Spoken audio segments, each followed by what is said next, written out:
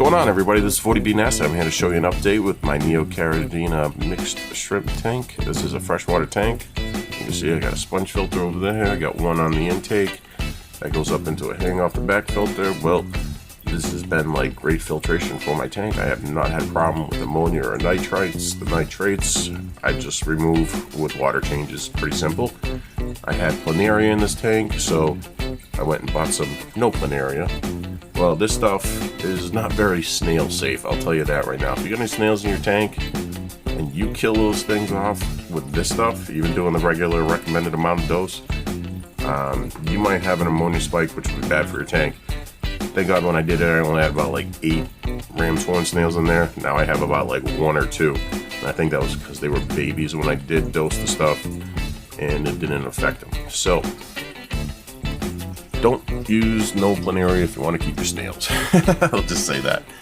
Now, as far as feeding them, all I've been using is this cobalt spirulina flake. Now, this stuff is plenty of nutrition for the shrimp, but it also has spirulina and calcium. So you're getting the algae side, you're also getting the calcium.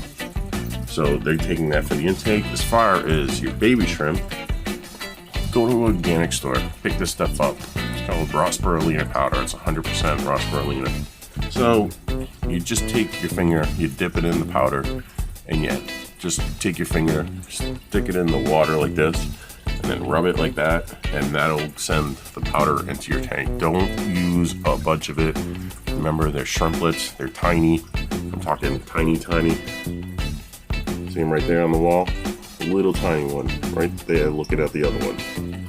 That's really why you just need to use a little bit. You don't need to use a ton. Just get a nice little touch in there, and that will help collect into the sponges when they're walking along the sponges, or if it collects on the algae along the side of the walls of the glass, that'll be perfectly fine, or on the intake. So then you don't even have to worry about the shrimp. They'll survive with that. I did have a blue hatch. I don't know what kind it's going to be. I did have an orange hatch. So, and these are from actually my first hatch. That is a red really. But one thing you want to do is definitely get an almond leaf in your tank. This is great for the health of them. You can read a bunch of stuff up online about it. The other thing is, with the health of these shrimp, one of the things you'll find on these shrimp at some times is this white little parasite that'll stick to their nose.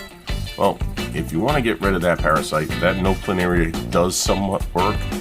You can also do salt baths to them, but when you do this stuff, especially after you do a water change, when you do a water change, expect molts.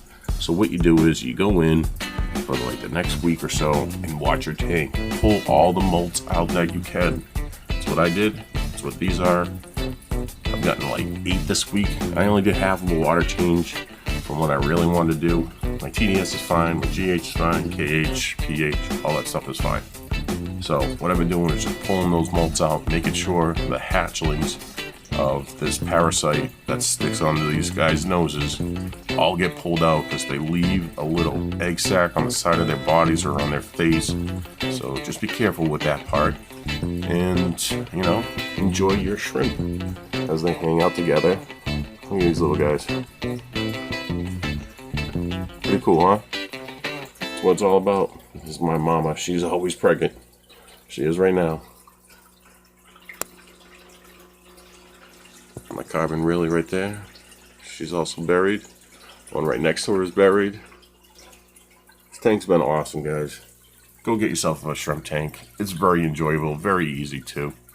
Just gonna say, this is 40B Nasty out. Take care.